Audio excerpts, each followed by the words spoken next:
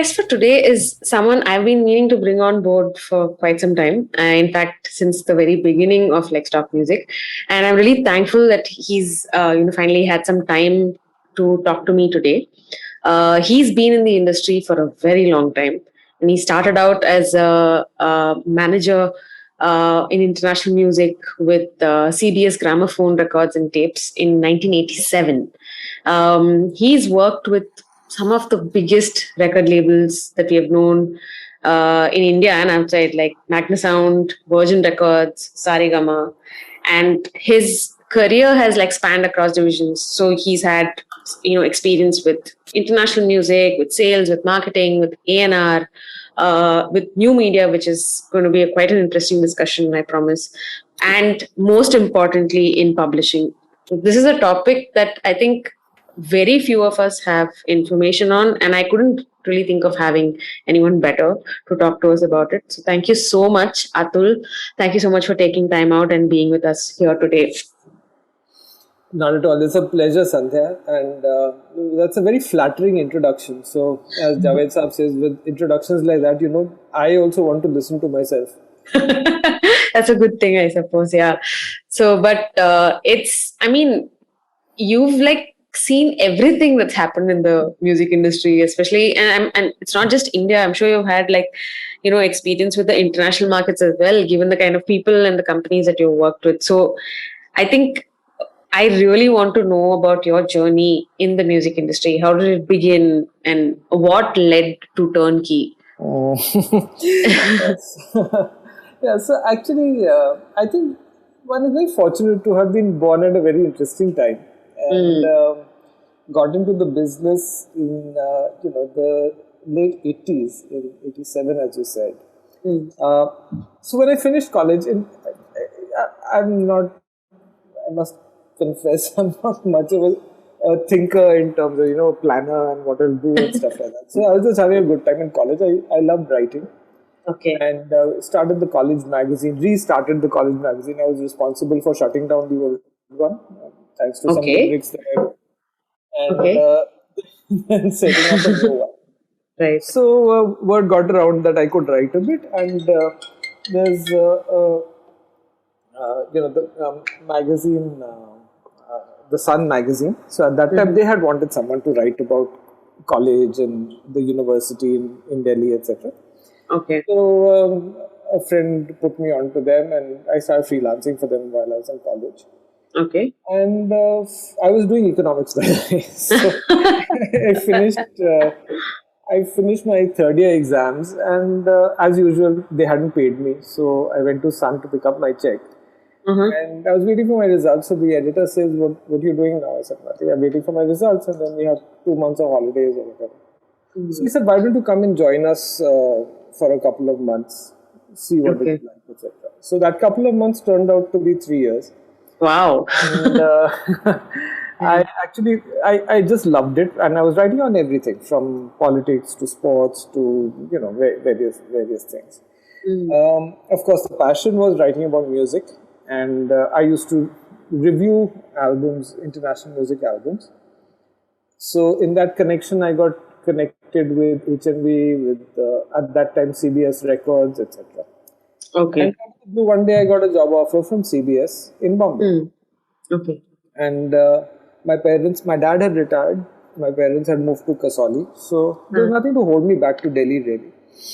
So that's how I ended up in Bombay, working for CBS and handling international music. So one had to pick, the music that would be released in India, because obviously CBS, national company, have access to various things. So you have to decide what will be released over here. Right. And when I joined, India used to release music about 4 months after international release. Oh. And that was because, the music was imported on master tapes. The process for clearing it was very cumbersome. Okay. And CBS seemed rather partial to things like jazz and Western classical and stuff like that. I was 24 and jazz was just like bad news to people like us. Who listens to that stuff?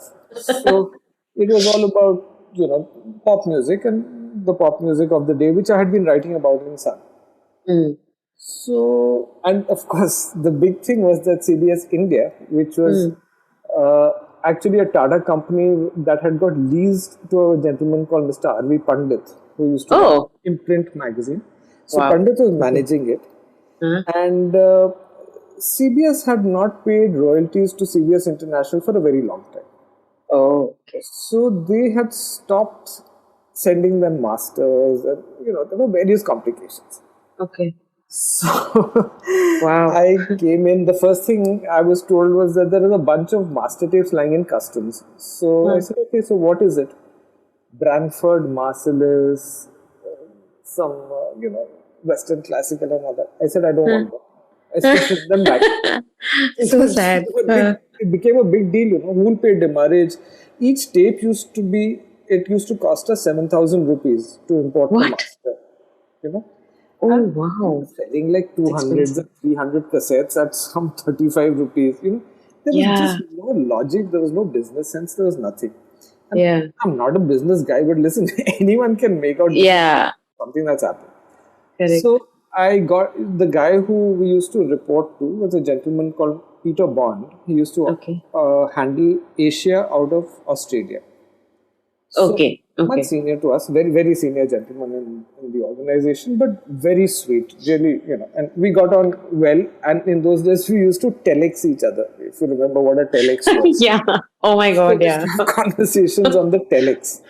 Oh wow. And I kind of said, listen, we can't afford these masters. So Yeah. what we started doing was, on the pretext of getting samples of the music to listen to so that we could import masters, Mm. I started asking them to send chrome cassettes. What are those? So it's basically the tape in that cassette used to be chromium dioxide, which is superior quality basically. Okay. So Okay. I knew what I wanted to release. As soon as Okay. those tapes came in, I used to rush to a recording studio in Bombay, which is close to the CBS office, Okay. transfer them onto a spool, Okay. and send that spool to the CBS factory for production.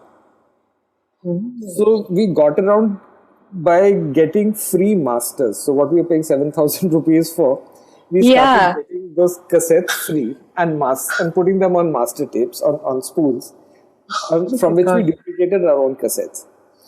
And And that is okay? yeah, the quality was very good. So, the other thing that was that Shashi Gopal was my boss. So he's the guy who hired me in CBS. He was president of CBS. He'd also Okay. come in. He came in October 86, and I Okay. joined in April 87. And we kind of hit it off, and the whole thing about good quality, this, that, and the other. So, and there was a lot of commonality in thinking. So he was sorting out that end of it, and we made sure that the quality was excellent. Mm. And my first set of releases, I remember, was Don Johnson's Heartbeat. I think that was quite a surprise. New Survivor album. So they just had a hit with Eye of the Tiger. Oh yeah. The Oh, Bruce Springsteen set, which was the live set, 75 to 85. oh. And that did really well. And, so anyway, so that was the start of operating in that fashion. And Peter Nice. out of Australia was most appreciative, So he said, and then what happened was in August, they announced Michael Jackson's Bad. And I was an insane Michael Jackson fan. I used Me to write too. yeah, so I used to kind of have a hairstyle like his as well. So Oh wow. Are you serious? We need to see this, Atul. yeah, so yeah, you'll see some more pictures on Facebook. So yeah, Nice. very much. So I guess now I'm a Phil Collins fan. So anyway. But Yeah. they announced the release, and the release was supposed to be 31st of August, 29th was Michael's birthday. So Yeah. I just went into this mode of we have to release it with the rest of the world. Mm. And how is that going to be possible? So I called Peter Bond in Australia, and I Okay. said, we need to do this. So he said, okay. He was going to London. He Okay. actually stopped over in Bombay. He Okay. carried the master tape and the artwork, and he handed it to me at the airport. Wow. Yeah, and he caught another flight and That's went off to London. that's crazy. So again, so basically you skipped all the customs and all of that. Absolutely. So no problem at all. Here's master tape in my hand. Now, if I'd been smart, Huh. I could have flown out to some country in the world and sold that tape for some billions of dollars and bought an album somewhere. But good on me.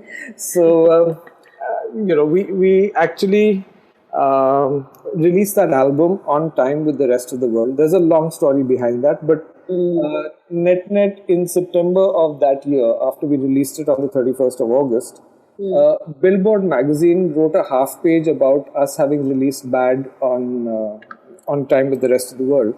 Huh. I was liberally mentioned in that article. Wow. It was like, wow, I mean, this is a cool business within 4 or 5 months of joining the industry. Billboard Yeah. is writing about you. So, I know. that was very gratifying. But what actually did happen was that I think we got quality, we got timely releases, and we got relevant releases, relevant to the market. And, international music started doing really well there. And at that time, unknown to me, of course, Shashi Gopal he was ex-HMV. Okay. And He's Magna Sound, right? yeah, so he had Yeah. started Magna Sound. Okay. He had applied for the Warner license. Warner had pulled out of, Warner had a licensing arrangement with HMV. And Okay. Shashi used to handle international music, so he knew the people there, etc. Right. And they pulled out of HMV, and he went for it. He set up Magna Sound. He'd left HMV by then, so he set up Magna Sound, and he applied for the license to release Warner music in India. So those permissions actually took 3 years, believe it or not. It went through some 21 ministries, as I remember. Oh my God. Thing like that, So it delayed his launch of Magna Sound really for 3 years, Shoot. which was of course shocking. But so that was the time when he actually took up the job at CBS, etc., and that's how we got connected. But his license came through. His Magna Sound Warner Music license came through. And then I was part of the team with him that set up Magna Sound. So there was Suresh Thomas, who later set up Crescendo. Oh. A guy called KK Menon from the south. There was me, there was Shashi, and Shashi's brother-in-law called Madhav Das. Yeah. So the 5 of us were the guys who actually sat down in Madras, I remember, in September 1988, and plotted, what Magna Sound would do, etc. And I wanted to move back to Delhi from Bombay, so Shashi said, fine, you handle North India. I'd never sold anything in my life, but I was responsible for sales and all that. And I was also handling international music. Okay. So after some time, obviously it got difficult because, we were dealing with Hong Kong, so one had to fly into Hong Kong, do this, do that. But it became difficult to manage looking after North India and trying to, have sail with one boat in, my one leg in Bombay to try and handle the release of international music. So while one chose the initial lot of releases around mid-89, I think it was, when I told Shashi, I said, listen, this is not working. So let's get someone else in to handle international.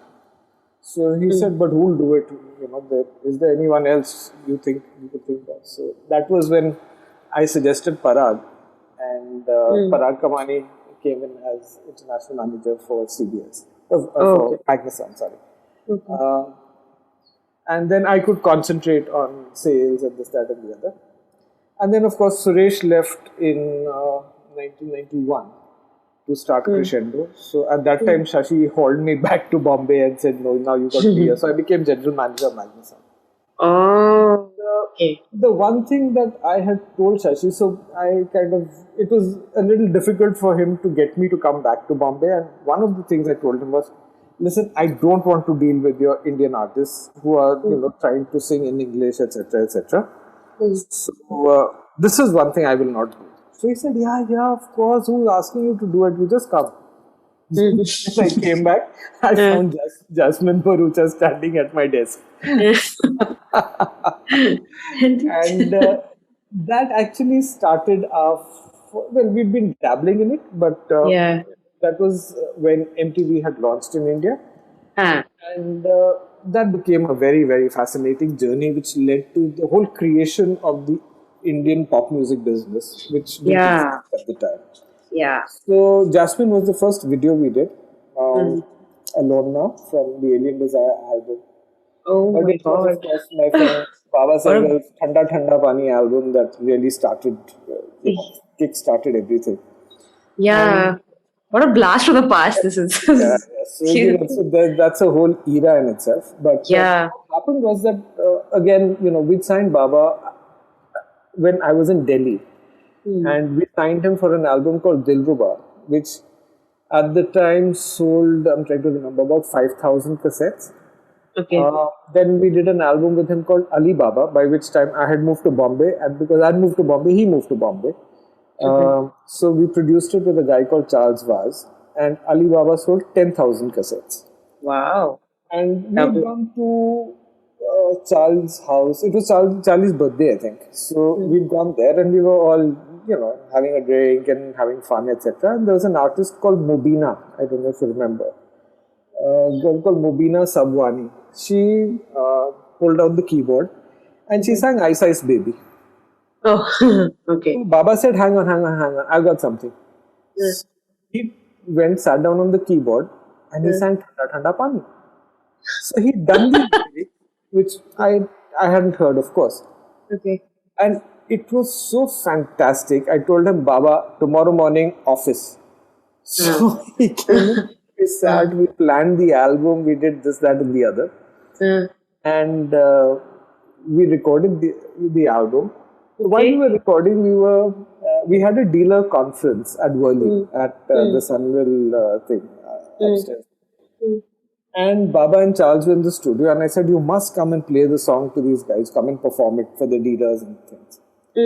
So he came, it was in the evening, and the track was actually a 7-minute song, which was called Maharaja. Wow. The hook was Maharaja, and this Dil Dhadke was just, part of the song. And it was a slowish song, which went Dil Dhadke, because the build-up was to Maharaja. Yeah. And we got no reaction from the dealers. We actually thought it was such a fantastic song, nobody reacted. So after dinner and all that, it was close to midnight. We went to Baba's car, so he had a Maruti 800. And Charlie, Baba and I sat in the car and we were trying to figure out what is the problem with this. Played it over and over again. So then I asked Charlie, and in those days, technology is, it's still alien to me, but at that time, it was completely something that one didn't understand. So I asked Charlie, I said, Charlie, can you speed up the song? So he said, what do you mean? I said, I think it's a bit slow. So we need to make it faster. So he said, yeah, we can do that. So we drove to his house, in his house cum studio in Cuff Parade at midnight. And he just turned a couple of knobs and it was like, bang, that's it. It was the right tempo. And then we discussed it a bit, and then we said, listen, if we take off this Maharaja bit, how does the song hold up? And in those days, you had to splice the tape, you had to cut the master and all that. So we made a copy. Like physically cut it. Physically cut it. So oh God. Charlie did all that, cut it and all that. And finally we said, yes, we've got it. So we worked on that. And at the time, the guys from MTV came in. So it was, again, these are stories and stories. The other music labels didn't want to meet MTV. So MTV was trying to set up in India. Don Attio and Vinny Longobardo was the general manager. They came down. Okay. Nobody wanted to meet them. I picked them up at the airport. I drove them to the Taj. Oh, and wow. But why didn't anyone want to meet them? That's weird. They felt that, it's all like film companies, the Venuses and the Saregamas and all. They're dealing in film music. Abhi inke saath kya karna hai? They play international music. What do they do? But we had already by then filmed Jasmine's video.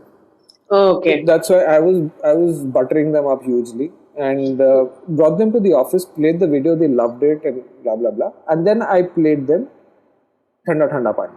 And I said, we want to make a video for this. And they said, you know what, this is in Hindi, a language only you understand. And at that time, if you remember, the Star TV beam used to go up to some 5 Asian countries. Correct. He said, to them, it's just a cover of Ice Ice Baby. They're not going to Yeah. get the lyrics. So it doesn't make sense. Don't do it. So that was a bit of a shock. So Vinny looked at my face and he said, okay, so is there any other song on the album? So I played him Dil Dhadke. I said, what about this one? He jumped. He said, this is a fantastic song. Why don't you do this? So that's how we made the video of Dil Dhadke. And of course, then another story, Kenny Ghosh and all that. So Ken and I had decided that, listen, we must get one known face in the video. And we got Pooja Baby. Oh, Really what- yeah. Yeah, so that's really what grabbed everyone's attention, I would imagine. That's, yeah. As they say, the rest is just history. This history, yeah. It's just, no, but I'm also very curious about the Ice Ice Baby bit. Like, so at that time, did you take any license to I make think that? crazy. We had No, right? clue about all this, right? We had no clue. So, I mean, you had a company like T Series, which was doing, do unto others as others do unto you type. So, what happened was that after Dil Dhadke became a hit, T Series released a bhajan with the same tune.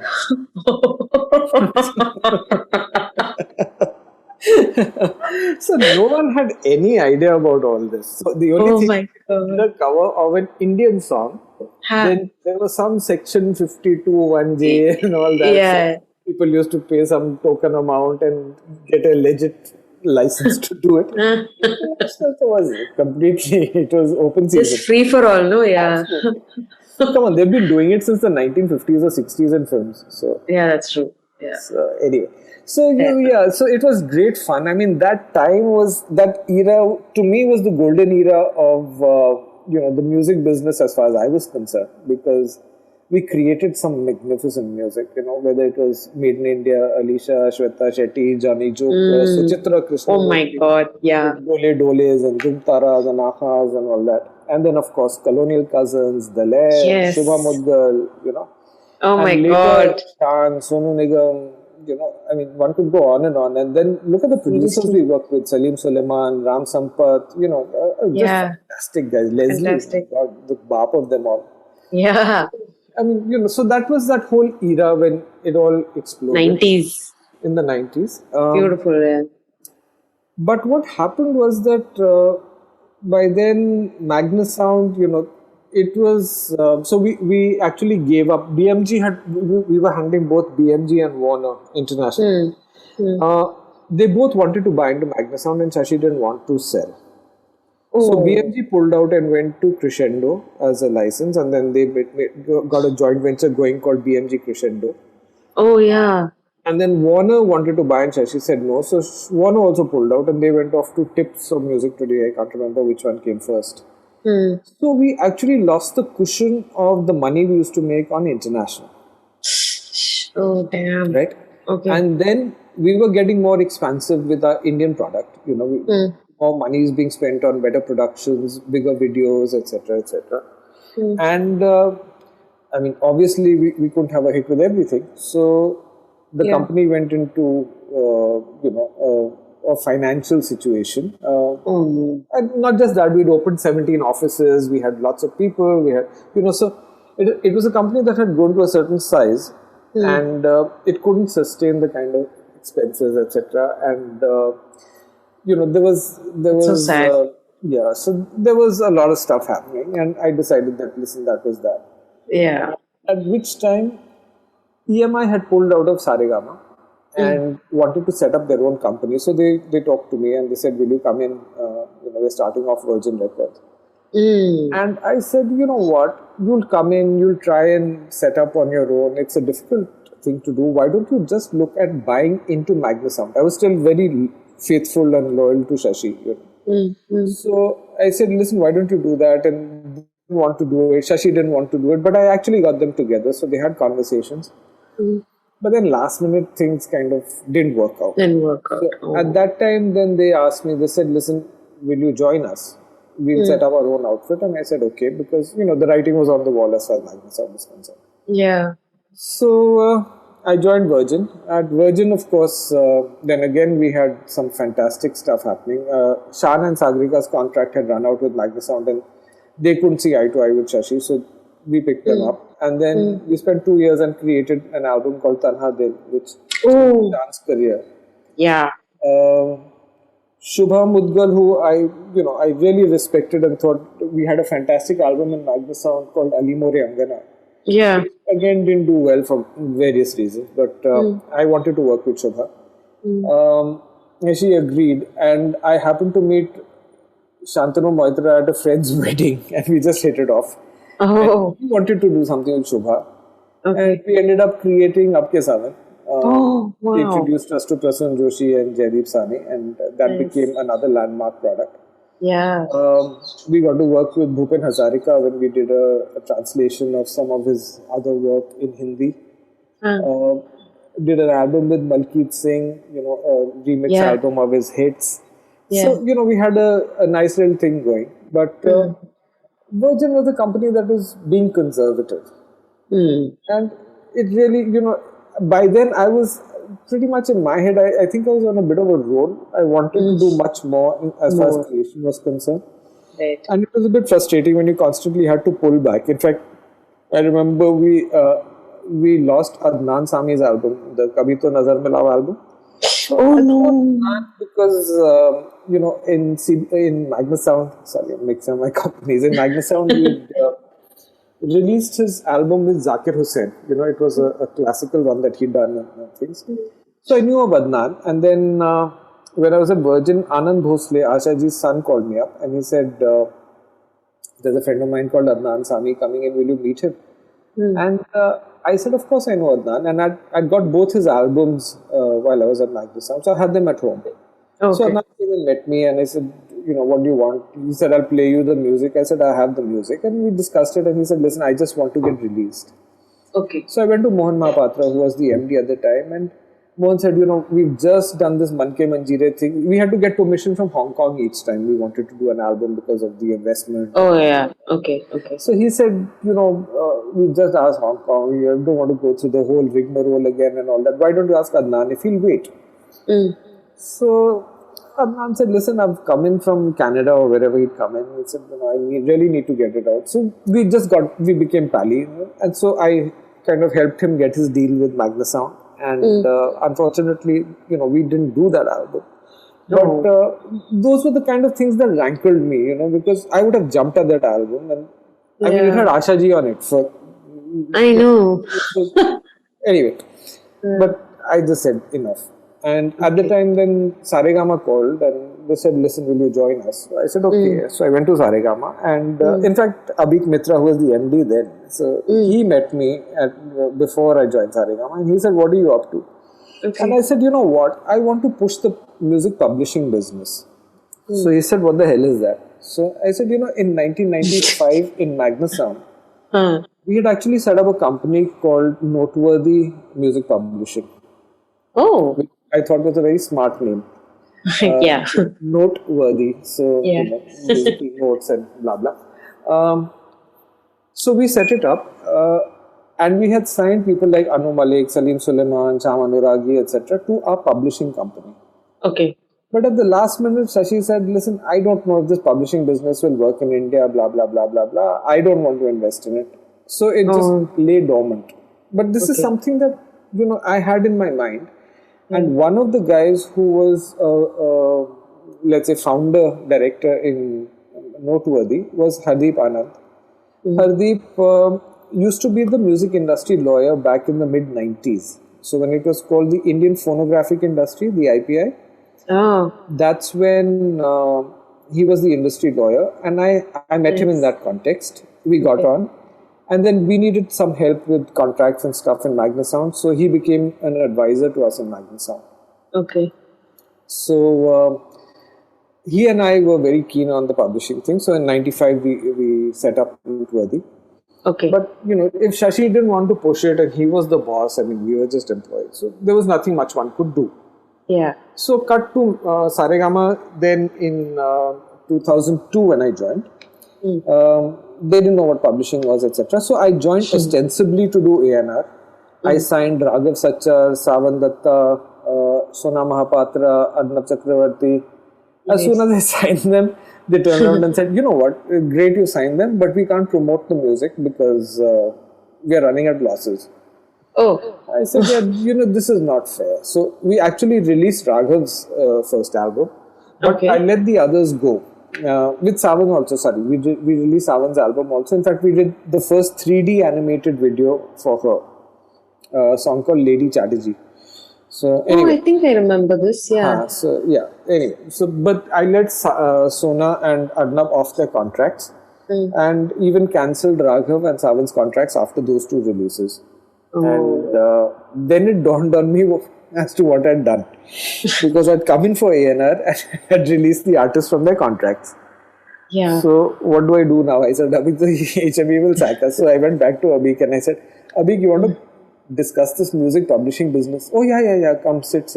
I said, that's what about the digital business? He said, okay. I said, I said, this is what year again? 2002. Late 90s. 2002. Okay. Huh. Yeah. So I said, ठीक है यार, नौकरी तो पक्की है, it's okay, they won't sack me now. So I actually set up the publishing business for them and digital business. So starting to get things digitized, getting the metadata done, etc. So started on that journey. Signed with the Orchard back in 2004. Okay. In fact, there's a company before that also run by what's his name, Manu Kaushish out of San Francisco. That was the first deal we signed. Okay. But set up basically the digital business, set up the publishing business, and in my head I was very clear. I said, we've got this millions of people outside India in different countries. Yeah. So we need sub-publishers everywhere. So went and appointed sub-publishers, started with France, then went into Germany and Holland. Okay. So by that time, there was a gentleman called Dilip Mehta who had become CEO of Saregama. So he was 63 and he's probably one of the best MDs I served under. One of those guys who came in and said, listen, he'd been an RPG stalwart for many years and he turned around some 3 or 4 of their companies. He came in and told all our senior people, he said, you know what, I don't understand your business. You guys are masters of what you do. He said, you have problems in certain areas which I can see. I'll sit with you, each one, and I'll help you sort them out. And then you do your company if you have an issue. Run your business, show your plans, I'll review them every week. He was like that. Very, I would say, business-like. A lovely guy, but very business-like. Didn't waste time. Out of the blue, one day he called me. This was in, 2004 or so.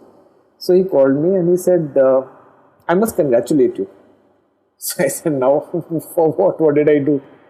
So he said, I was at a party yesterday when someone asked, they said, listen, do you promote your music in France and Germany? So he said, I suddenly remembered that, that's where you're always heading off to. So he said, why? He said, no, because the consumption of Indian music, so they gave him some spiel or whatever. And he figured that, okay, so Atul, he said, very good, very good. He said, so which is our largest market? I said, it's the US. He said, so whom have we appointed as sub-publisher there? I said, nobody yet. So he said, why?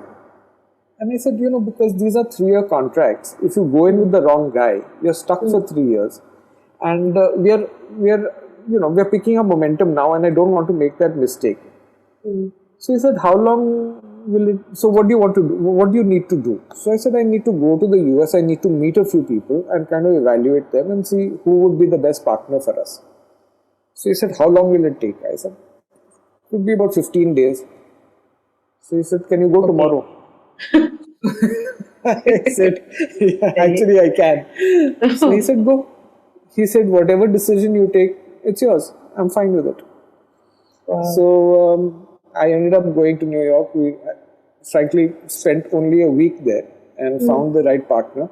And that company today, it was called the Royalty Network. Today, I think they're the biggest representation of Indian music from, in that part of the world. That's so cool. Yeah, so Mehta was a great boss. He was a really great boss. But there were actually 2 or 3 of us sitting in that Saregama office in Bombay who sat and developed the music publishing business.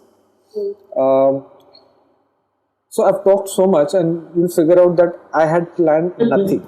So whatever happened, just happened. Just being in the right place at the right time. I know. So that's really the story. And after Saregama also started changing CEOs, and I got a couple of them who again wanted to do nothing. By that time, of course, we'd also started the concert business in the UK. Saregama had an office in the UK, and I chose the UK because the guy was heading the office there. He's today like a younger brother, He and I were just 2 minds in different bodies. Wow. It was the same mind in different bodies, and we just did these things. So we did Sonu Nigam with the Birmingham Symphony Orchestra. We did 3 concerts, got it televised on Sony Television. We did Rahat Fateh Ali Khan with the same orchestra, doing a tribute to Nusrat. And people told me, they said, how can an orchestra play qawwalis? So I said, I don't know. I'm not a musician. So you should have told me this before we started selling tickets. But we had 4 sold out shows. That was phenomenal. So, and we did quite a lot of work. But unfortunately, then, we had 2 MDs who, let's say the last MD who, I really didn't get on with him. And there was no development of repertoire that I could see. So I was just fed up. I sound like a Sindhi, but I'm a Punjabi. My name is Churamani, but I'm a Punjabi. I can't sit and negotiate money. So, the job really was to sell more Kishore Kumar at a higher price. There are much smarter people than me to do that, So I just felt that I was wasting my time. I didn't want to do it. And at that time, if you remember, the digital business used to be all about ringback tones. There was nothing else. Yeah, really. Nothing else. Correct. Yeah. While iTunes was around, in India, the business was all ringback tones. And everything else is like whatever we access was all pirated music anyways. Yeah. So, it was basically IVR and ringback tones. And at that time, a company called On Mobile had been in conversation with me. Yeah. So, in fact, I'd met Arvind because of some contractual things at Saregama, where he was helping out a friend, Nasir Hussein's son. But anyway, so he was the founder of On Mobile, and he said, "Listen, we need someone to come in and look at content." And they ran in 55 countries. It was a big organization. So I said, "Fine." It sounded exciting, and I had a lot of ideas saying, we can do this on the phone, we can do that on the phone, and blah blah blah. So I joined them.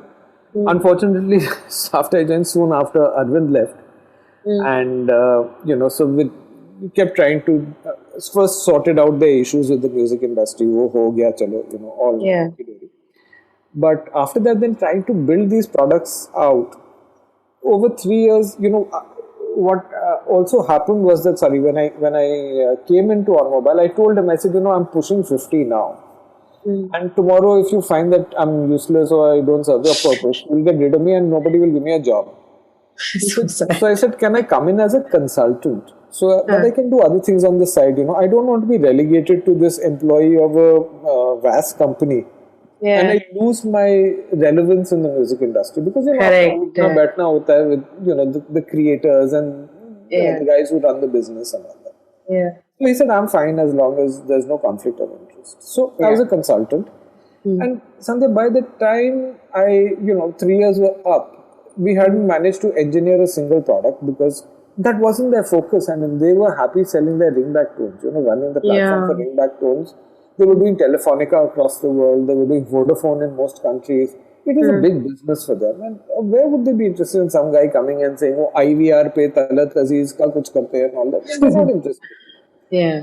So, and also by that time I had over 100 odd people reporting to me, so I had to look at their leaves and their attendance and all that. Oh I said, God. what am I doing?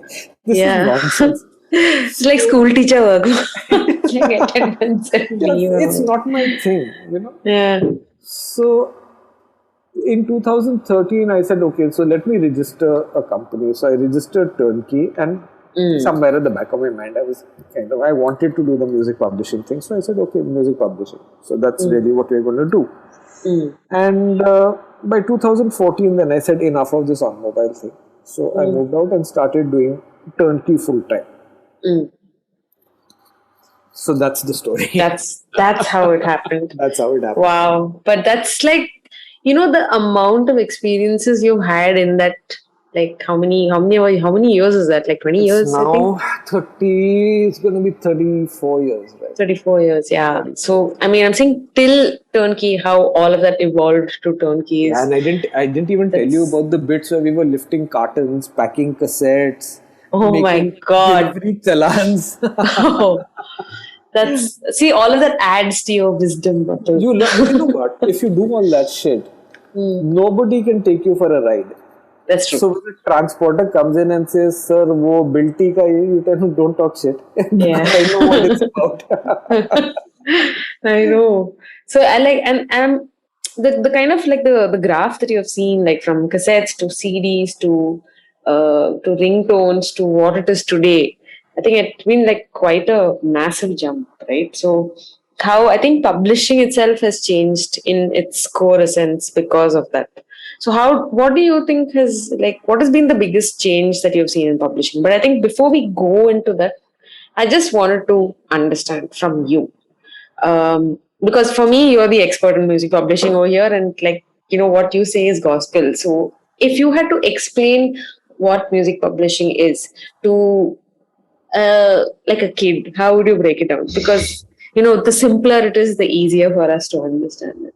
So, it's actually fairly simple. And if you look at the copyright act, so when I do workshops, I always ask them, so how many people think copyright is complicated? Every hand in the room will go up. Yeah, but it's not. And I say, listen, if I tell you that it is only common sense, would you believe me? So pretty much the answer is no. And I say, okay, so let's do one thing. I will talk common sense and you teach me copyright.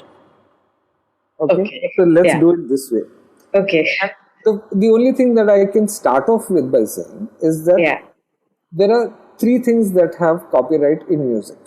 Yeah. Only 3 things. Yeah. One is a composition. Correct. One is a lyric. Yeah. And one is a sound recording. Yep. Okay. So let's just look at the common sense part of it. If Anu Malik and Javed Akhtar get into a room and their idea is to create a hit song which the world will hear, what do? So Javed Saab writes some Nadia Panchi something and Anu composes a tune. Okay. So what do they have? A composition and a lyric. Yeah. Now they want people in, let's say, Fiji to hear the song. Yeah. What do? What's the first thing they have to do? They have to record the song. They have to record it. So what is the first copyright in a composition and lyric? The right to record it. Correct. Okay. Yeah. And if you go by what I was talking about earlier, in a recording studio, you used to record it in the old days on a spool. So you had what was called a master recording. Correct. Which is like the final version, basically. Right. But it is one master copy. Now, if you want the guy in Fiji to hear it, what do? You have to make copies of it. You have to make copies. So what's the second copyright? The right to make copies, which is called the reproduction right. Reproduction right. Okay. So again, back in the day, we used to make 5 lakh cassettes of something and put it in the warehouse. How does the guy listen to it? You have to distribute it. You have to put it in the shops. Yeah. So what's the third right? The sale and distribution right. Right. Once you put it in the shops, how is someone who doesn't know you've got an album out going to come and buy it? The best thing to do is for you to make him listen to it. Yeah. Where will you make him listen to it? On TV, on On TV. radio, Yeah. in restaurants, bars, clubs, etc. So what's the Correct. fourth right? The public Performance. performance Yeah. right. Public performance. Now, Yeah. once the song is big and it's playing and all that, Subhash Uh, Bhai hears it and says, "I want to put it in my film." yeah. So what's he asking for? The synchronization, Sync. right? Yes. But in his movie, it needs a bit of a tweak. So they're going to put a rap in the middle and they're going to put some lyrics in the middle. So what is he going to do? He's going to make an adaptation, A derivative work. right? He'll make an Yeah. adaptation of the composition, right? Correct. Yeah. So that becomes your fifth right. And he's also going to make the movie in Tamil and Telugu. So he's going to do a translation Mm.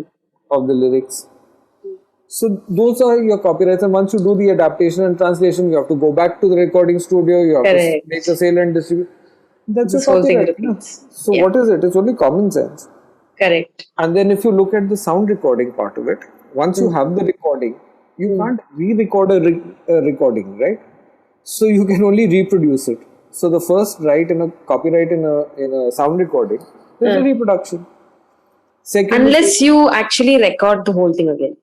no, that you're re-recording the composition and lyrics. You're not re-recording the sound recording. Correct. Yeah. So the first copyright is the reproduction. Second is sale and distribution. Third is public performance. Now with the Okay. sound recording, what you can also do is that you can sample it. You can Yes. put it in another sound recording, Correct. which is your fourth copyright in a sound recording. And that's it. End of story. There is no other right. Other. Right. Yeah. Correct. So that is what copyright is. So there are two parts to the business. The composition and lyric part Yeah. is done by a music publisher. Correct. The sound recording part is done by a music label. Yeah. Yeah. Okay. So the music label signs an artist. I was talking about Magna Sound where we signed Baba and Alicia and this one. What Right. did we sign? We signed an artist. Mm. We created a sound recording. Mm. And we paid the artist royalties on the sound recording. We had nothing to do with the composition and lyrics technically. Okay? If you look at it from the more popular music point of view, the film producer calls Anu Malik and Javed Saab. His job, the film producer has the sound recording created. Correct. He assigns those sound recordings to the music label. Correct. The music label may have a royalty that they pay. So Saregama back in the day has paid royalties to Lata ji, Asha ji, Kishora, etc. Okay, whom are they paying? They are paying the artist. Right. That's their business. Music labels in India never dealt with Javed Akhtar and Anu Malik. Yeah. They only dealt with the artist. That job is the publishers. So the publisher signs the composer and lyric writer and deals with the composition and lyrics. The music label signs the artist and deals with the performer, the singer. Right? So those are the two businesses. There are two separate businesses. And if you look at the developed markets, look at the international majors, Universal is a company that has a recording arm and a music publishing arm. Right. Universal Recorded Music deals with the artists. Universal Music Publishing deals with the composer and lyric writer. Yeah. Okay. In the develop, so let's go back into history also. So the first copyright that was brought to the world under WIPO, under CSAC, etc., was the composition and lyric thing in a treaty called the Berne Convention in 1886. Got it. Yeah. Right? Yeah. It was all about the composition and the lyric, which was being used. It was being used mostly in live performances at the time, and perhaps on radio or whatever. Later, the sound recording came in. The music labels became big. The broadcasters became big. So in 1961, we had the Rome Convention, which recognized the rights of performers, music labels, and broadcasters. So which was the first copyright and the superior copyright? The composition and lyrics. And it's quite obvious that a composition and lyric can be recorded and re-recorded, whereas a sound recording, it's got a shelf life of 60 years in India, varying years in different countries. But basically, the sound recording is for a finite period of time with one entity. Whereas the composition and lyrics, once they are created, they sit with the composer and lyric writer and their publishers forever. So as long as those works are in copyright, the composer and lyric writer continue to get those royalties, and the songs get recorded again and again and again. So if you look at songs like, let's say, Churaliya, in India, or you take any Beatles song in the West, I mean, these are things that get constantly recorded. Correct. So that dealing with those recordings and all the rights we mentioned in the composition and lyrics, that's what a publisher does. The publisher doesn't engage with the artist. Yeah. So as a publisher, I would have nothing to do with, let's say, Asha Bhosle. As a publisher, I would be talking to R.D. Burman and Anand Bakshi. Okay. So that's the distinction between the composer and lyric writer. Unfortunately, in India, what happened was in 1901, EMI set up its first company outside the UK in Calcutta in India in 1901. It was a recording company. It used to manufacture gramophones and records. Yeah. In 1969, Polydor came into India. Again, people who used to make records. In 1982, CBS came into India. Again, a company that used to make records. The publishing business was already there, but none of the publishers came into India. Yeah. Okay. So our focus as a country on music was always about the recording. It was always the sound recording. And when the music labels were creating product, they were taking the underlying works also, because there was no other entity. But who's going to exploit the composition and lyrics? There's only one entity, and for many years, like I said, 1901 to 1969, pretty much. Yeah. It was one company. Yeah. So rights उसी को दे दो ना.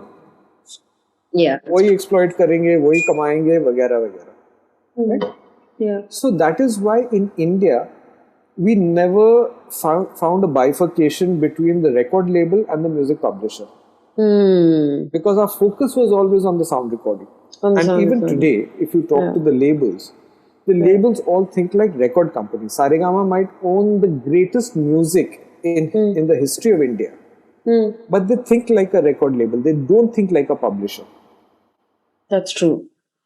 A publisher wants as many recordings of that composition and lyric to be made, as many to be made as possible. Yeah. As label will always want only one recording of that composition and lyric which he owns. Correct. Right.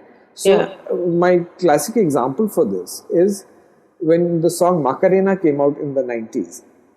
Macarena was done by a band called Los Del Lobos.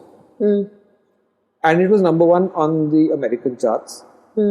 At number 7 on the American charts was the same Macarena by another band called Los Del Rios or something like that. Right? So this is great for the music publisher. Yeah. Because he's making money from 2 sound recordings. From 2 sound, yeah, correct. Whereas the guys who had the Los Del Lobos thing must have been so upset because at number 7, those guys are eating into their sales, or so they would imagine. Correct. Yeah. So there is an inherent conflict between label and publisher, which is why the developed markets see them as different entities. Entities, correct. People who are signed to a music publisher need not have their recordings out on the same label. So Universal Music has a lot of songs that are published by Cobalt, which are published by Sony, which are published by Warner Music. It's not that everything on Universal Records is written and composed by people who are signed to Universal Publishing. Oh yeah, correct. Correct, yeah, that makes sense. That's the way the business works. So if I am, let's say, Javed Akhtar and I am signed to Turnkey Music and Publishing, if I compose a song which is released by T-Series, Hmm. The publishing is still with Turkey. I see. Okay. That's how the publishing business works. Okay. Not in India, but that's how it does In general, yeah. in general. So, but what about now, for example, I think in India, what's also very unique is the fact that the film industry and the non-film industry, like the bifurcation, especially now in the recent, like in like the last 5 to 6 years, it's become a lot more pronounced, right? So how? I mean, obviously, we have a lot of catching up to do in terms of how publishing works because we have a lot of indie singer songwriters who are also the artists and who are also the composers. So, in those instances, like how would it work? Like, if I was an artist sitting at home creating my own track, and can I approach Turnkey to act as my publisher? Yes, so the sad thing is that like I said, Turkey started operating around 2014. Mm. We still don't see people taking publishing seriously, and Yeah. it's understandable because there's no money at the moment. There is definitely no money in publishing. Mm. The streaming business has impacted us, even more adversely. But let's leave that out for a minute. The fact is that people don't understand the publishing business. So the way we've always worked as a nation, like I said, is the focus is sound recording, and by default, the sound recording label takes the underlying works. Yeah. Now that people understand publishing, if you Yeah. approach a label that is acquiring sound recordings, let's say a TCS or a Z Music or a Sony Music, it's very difficult to get them to agree to take the rights only to the sound recording and leave out the publishing. They don't want to do that. Mm. So anything that is done in the popular music space, pretty much, the sound recording and the publishing goes together to the sound recording label. One Yeah. immediate departure from that is Rahman's 99 songs, where Sony has the sound recording, but Okay. Rahman has retained the publishing. Wow. Okay. Okay, so I think this is all signs of the way it will and it should go. In my head, that's the way it should go. That's the way the developed markets have been operating. Correct. But like I said, it's unfortunate that Turkey is still probably the only standalone publisher. Yeah. At least, supposedly, I don't know, there might be other people doing it. No, there isn't. I don't know. But the thing is that, does Turnkey make money off publishing? The answer is no. Oh. We've been running this business, like I said, since 2014, and honestly, we became members of IPRS in end of 2018 only, because I was waiting for this whole thing to settle down. Yeah. Suspended from CSAC, there were issues, etc. Yeah. So I said, let's hold off. So we were signing people only for the markets outside India, because one has good connections there, one knows the way the system works, etc. And a lot of singer-songwriters as well as the smaller labels. So they could have been regional labels like C Records from Madras or East Coast from Kerala, even smaller national labels like Free Spirit, Rajshri, etc. They hadn't done anything with their publishing outside India. So we started off by taking rights for those labels and also the singer-songwriters, representing them for markets outside India. Once we became members of IPRS in 2018 and IPRS started fun, we've also extended the territory into India. But honestly, from IPRS at the moment, I don't think we get enough money to buy vada paos. From the international markets, we are starting to see some serious jumps in revenue. Okay. But not enough for us to be self-sustaining on the publishing business. Okay. So that's why we have to do other things. We do consultancies, we do some curation work, etc. And that's what helps pay the bills.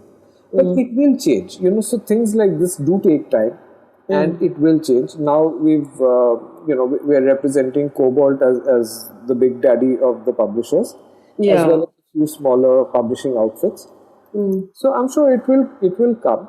It will come over time, and we like to think that we are thinking like publishers. I wouldn't say that we are behaving like them at the moment in terms of trying to do a lot of A&R work around the publishing as well. So we are not the kind of publisher which represents Cobalt and says, okay, fine, so we'll get maybe 2 or 3 big sync deals in the year, and that's it. So we're Okay. trying to do things like encourage independent artists to do covers. In fact, even with the smaller labels, we just licensed to Inreco. So they did the Charlie Puth song Attention. They've Yeah. got one of their Bengali artists to do an English version.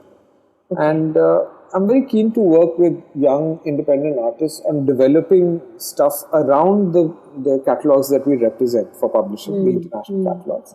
And of course, try to get independent artists to work with other songwriters, other artists from different countries. If we can create something that's of any value. Okay. So, and how easy is the process? Like, if someone wanted to approach you to kind of like license a song to The like make a thing, cover. Sandhya, is that we get approached by a lot of people, but we are not signing everything. Yeah. We are trying to be a little picky at the moment because number one, you have to remember, we're only 3 people who are operational. It's a 3-member outfit. So we can't take on too much. And I have a horror of taking on things and being unable to do anything. To deliver, I don't want to get a bad name saying unhone sign kar liya. So you'll be surprised. And this is, just a sign that I'm a bad businessman. In our contracts, we have a clause that says if you're unhappy, walk out. Oh, but No that's questions asked. I don't want to work with people who don't want to work with me simply because we have a contract. correct. So if you're unhappy at any time, just tell us and say, listen, let's part ways. I'd rather maintain relationships and friendships over, try to extract some money. Maybe my attitude would be completely different if we were turning over millions of dollars. Maybe at that time you turn around and say, what nonsense, I have a contract with you, you can't walk out. At the moment, there's not enough money for me to fight with you. And, it's been, let's say, about 7 years of doing this, trying to help singer-songwriters. Why would I stand in the way of something? So, what will happen is as soon as something big happens with one of these guys, one of the big boys will come and offer them a lot of money. Yeah. And then they'll come back to us and say, hey, listen, that guy's offering us so much money. Now, at that time, do I want to say, hey, hang on, you got a contract with me, you can't do that, it's not fair, this, that, and the other. My attitude is different. आपके लिए अच्छा हो रहा है ना? जाओ, Yeah. go.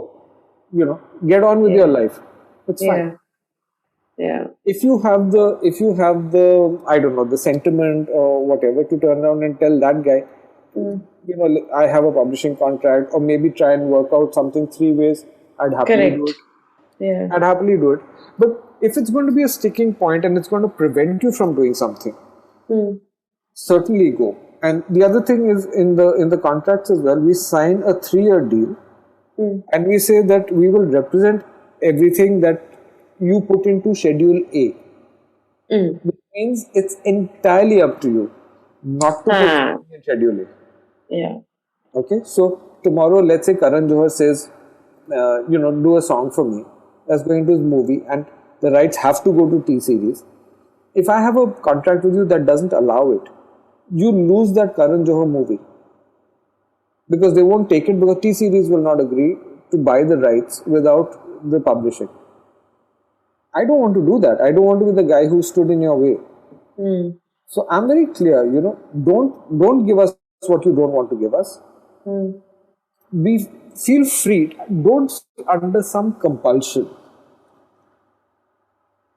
But as I said, it's not something that, we're not rushing out to sign anybody and everybody. So we also evaluate a bit. In fact, we're on the verge of signing with 2 or 3 very exciting, some known, some younger artists. So, it's stuff that we believe in. It's music that we want to work with. The people that we want to work with. People's attitude is a big thing in deciding whether you want to work with them or not. That's true.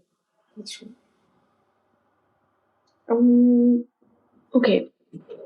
So I think, that kind of answers like the question that I had in terms of like, how, whether you work with like individual artists as such, and the benefits of having a publisher, because I think all of this is connected. So let's talk about that for a minute, okay? Yeah. So the thing is, number one, we don't charge anything for you to sign with us. Okay. Okay, so there is no extraction of money from you. Number one. Number two is, what are we doing? We are picking up money that is accruing to you, which you are unable to pick up. Okay. So the worst thing that can happen, the worst that can happen if you sign with us, is that you'll get some really small, ridiculous amount of money, because you might have, let's say, 20 lines of usage, which doesn't come up even to 1 rupee. So the worst thing that can happen is that in 3 years, you'll make less than 10 rupees. That's the worst thing that can happen. Okay. Okay. Yeah. But the flip side of that is that if you don't register yourself and you don't have a publisher, there are opportunities that can come which you may lose. So, just as an example, Will.i.am had done a song for Cody Wise called the Birthday Song. Yes. This is the AR Urvashi. Urvashi, right? Yeah. So I had gone to the tips office one day, and Kumar Torani showed me, and he said, "Hey, listen, our song has been used by this guy." And I said, "Hang on a minute, that's not your song." So he said, "Of course it is. We released the Hindi version." I said, "Yes." The Hindi version came out after the Tamil version. It wasn't done simultaneously. The Tamil version rights are with Pyramid, which by then had been bought over by Aditya Music. By Aditya Music. Okay. Aditya Music. But Aditya Music hadn't registered the song. So what happened was that Tips had registered the song, and they got the credit as the publisher, and they made the money. Oh wow, that's really unfair. Right. So if you're not even registered, number one, you have no chance of making any money. Number two is that as a songwriter, a publisher can't collect your share of your royalties. So no society in the world pretty much pays the publisher the songwriter shares. They go directly to the songwriter. Correct. So if you're not a member, you won't get that money.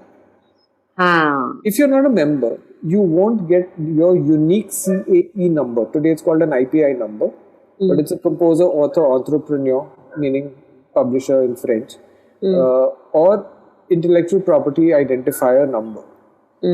All monies go to the number.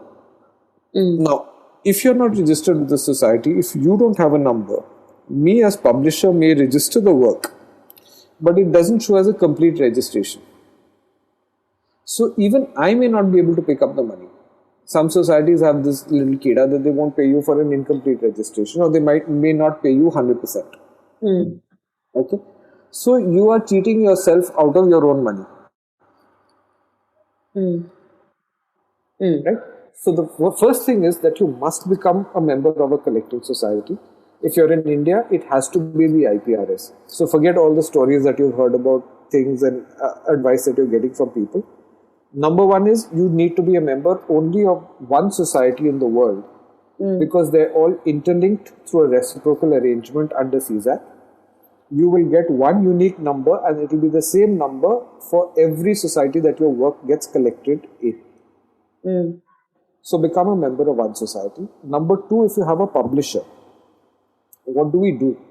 We are pushing through our sub-publishers in international markets and over here on our own. We are showcasing your work to different kinds of people. So they could be film producers, agencies, etc., trying to get sync deals, because requirements come to sub-publishers, they come to us, etc., saying we need this kind of song. So we work those requests and see if we can get a placement of those songs. And sitting in Saregama, we've done deals where 20 seconds has got the equivalent of 1.6 crores. We've got sampling deals where Saregama should have by now made about 6 crores on 20% ownership of a song. That is what you stand to lose if you are not registered and don't have a publisher. Yeah. So I think that should open your eyes to the fact that you need to do it simply to put the building blocks in place. Because if you don't have a strong foundation, you can't erect the building. You can't make the 35th floor. So don't even start dreaming of that 35th floor if you don't have a foundation. And your foundation simply is to register with the Copyright Society and to get signed with the publisher. It's as simple as that. After that, you have nothing to do. Nothing. Just make your music. Yeah. So basically, you're saying just registering with the Copyright Society alone isn't enough. You also need a publisher to kind of like handle that part of your. Look at it this way. There are already, pick a number, some 500 million songs in the world. Yeah. Spotify's latest numbers say that they get 60,000 new songs a day. Oh, yeah, correct. That's true. That's what you're competing against. So there is always a network of people who run the business. True. If you go through that network, your chances of something happening at least are there. If Yeah. you're not in the network, there is no chance. It's as simple as that. That's true. So, what about companies like Song Trust, which basically play the role of a publishing administrator? So, I mean, I know the difference between the two, but like, I want to check with you if that's the correct understanding. No, so I'll Yeah. tell you very simply, administration is about your registrations and your collections. Mm. Right? So you make sure that the work that is registered gets collected, which is what I said, your 1 rupee, your 10 rupees in 3 years perhaps is the worst that you can get. Correct. Okay? The publisher is the guy who's pushing, who's getting requests, and network I'm talking about. So when Steven Spielberg wants a song for his movie, or when a French car maker wants a song for their commercial, those are the big deals. Those are the $200,000, $250,000, $500,000 deals that you won't get through an administrator. Huh. Okay, so when they say we will also license for sync, we'll also license for that, they will license. It's an automated process. With services like this, normally you don't even have a face that you can talk to, right? That's true. Yeah. So that's true. if you were to, so a lot of people use, let's say, DistroKid for distribution. Whom have you talked to at DistroKid? Nobody. You've gone online, you've registered, you've sent your song, it's got uploaded, it's done. Yeah. That's the difference. So an administrator will collect whatever royalties accrue to you. He's never going to talk to Steven Spielberg. That's true. That's the difference. Publisher. So like I said, so we've also signed, we've signed with Cobalt and Fairwood. But we also signed with people like Feel Good Music Publishing, Big Sweet, etc. We are talking about doing collaborations with singer-songwriters and theirs. Yeah. An administrator won't do that. Now, That's true. our conversations might go nowhere. But at not. Those guys aren't even giving it a shot. That's the difference. An administrator will administrate what's already there. A publisher will go out and try and generate. That's true. Okay. That answers my question. And I think this is something which I was aware of, but of course, I mean, to get more clarity on how the business itself works and therefore the advantages of it, I think is really important, even for like the artists or whoever's tuning in to listen as well, because like I said, this publishing as a topic has been there's very little information on it. So I think it's very important. The thing, Sandhya, is that I don't know if you've noticed this in our business, but ever so often you'll find somebody new coming down the road who seems to have a lot of money. Yeah. They're starting some business, and the first thing that they'll do is that they will tell you how bad the current people in the business are. Everyone is a chore. Everyone is scamming you. There is zero transparency. They are all eating away your money as though there is some fucking billions of dollars lying around and they've all gone and hogged it, right? Yeah. In India, you don't even have a bloody publisher. वो खाएगा क्या? That's true. So where is all that money going then? See, the first thing is that this is like politics. Yeah. Congress is better than BJP because BJP is all shit. BJP is better than TMC because TMC is all shit. They're doing correctly. They won't say what they are, what they have done. It's only about criticizing the other guy. And the big buzzword now is there is no transparency. There is no transparency. So that's what people build businesses on. So if you're a young independent singer songwriter, please take all this with a pinch of salt. Right? Let me ask you, so people say that we haven't seen any money from IPRS, we have in there. Do you know where IPRS collects from? I don't know, like IPRS collects establishments, shops, bars, clubs. If you've done songs which are, just as an example, if you've done 50 ghazal songs,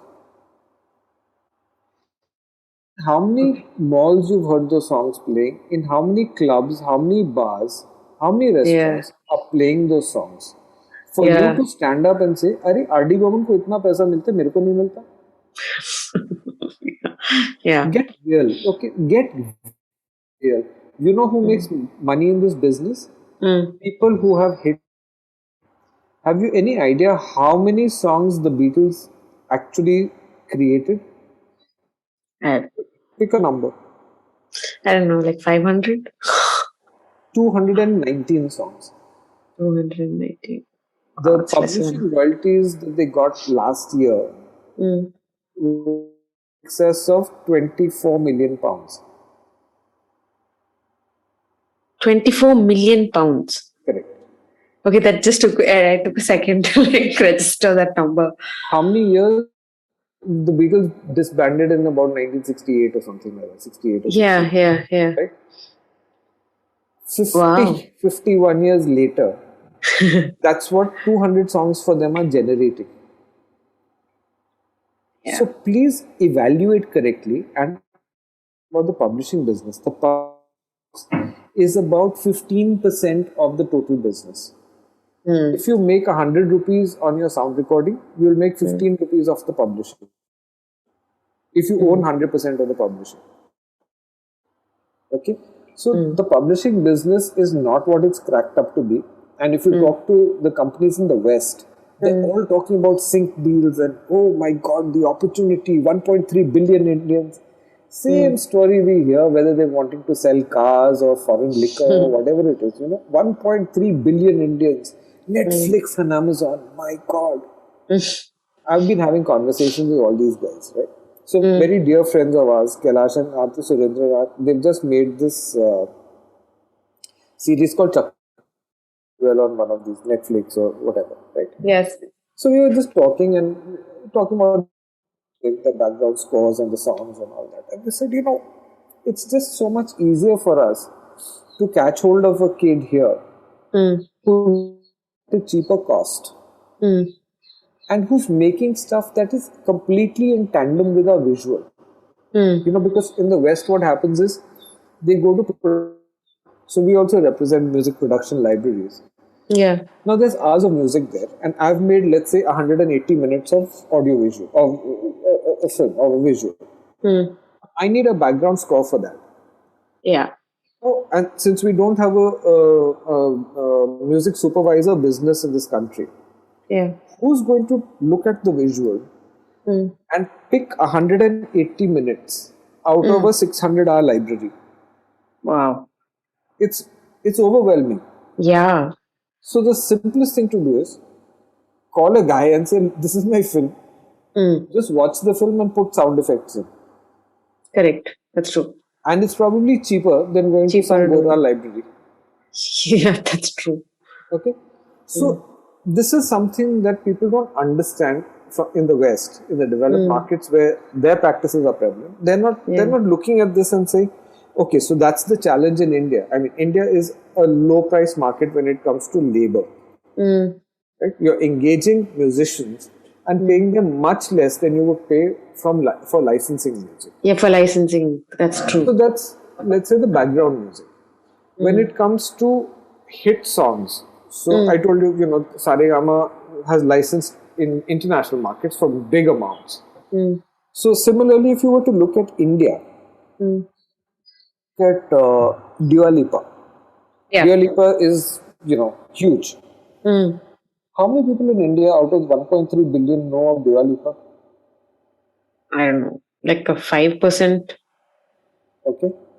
Mm. Now, if I'm Karan Johar and I'm making a movie, am I talking to 5% of the population or 100% of the population? Yeah, correct. Yeah, I'm talking to they 100%. correct.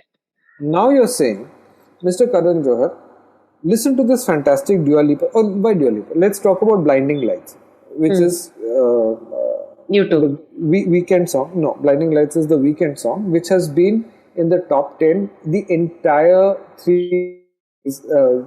rather 52 weeks last year. Oh, yeah. Okay, Okay. so Yeah. Blinding Lights is the biggest song that has happened in a long time in the international scene. Mm. Go to Lucknow and ask them how many of you are listening to Blinding Lights. So you'll know the answer, right? Now what you're telling me is, Mr. Karan Johar, why don't you do Blinding Lights in Hindi and put it in your new film Mm. so that you attract the whole country? The whole country is saying, "Wow, wow, wow! Blinding Lights ka Hindi version kiya." Arey Baba, they never heard of the damn Blinding Lights. How are they Yeah, going to, what are they going to react to it in Hindi? Acha, now, that's true. but to do Blinding Lights in Hindi, you also have to pay us some $500,000 because man, it's a weekend song, right? It's the weekend. Correct. It's a Yeah. huge song.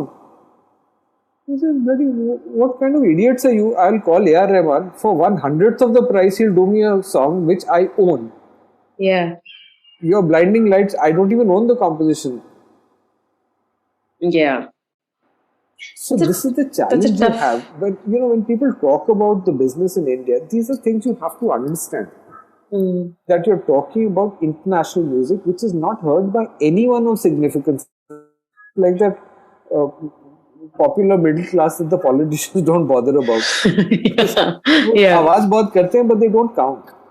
Correct. We just visible on social media. That's Exactly. all. That doesn't So really mean we are the it majority. doesn't mean a thing. So if Yeah. you're a filmmaker, right, Yeah. you're not going to follow for a song where you can't own the rights Mm. and then go running to a music label to pick it up from you, right? Because Yeah. they want all the rights. You can't give them all the rights. You're paying a huge amount for a song that nobody's heard in this country. That's true. Or maybe like 2% have heard, and they don't really count. I mean, so Yeah. it's really insignificant. Those are the challenges you face in the publishing business. Yeah. So, if you had to recommend changes that had to be made in India, do you think we can incorporate changes which would kind of bring us up to speed? Because there's a lot that has to be changed, and especially given the way our industry works. So, do you think it's possible? Do you think we can match up to what's happening globally? It will happen. The stumbling blocks really Yeah. have been the way the Copyright Act has been written, Mm.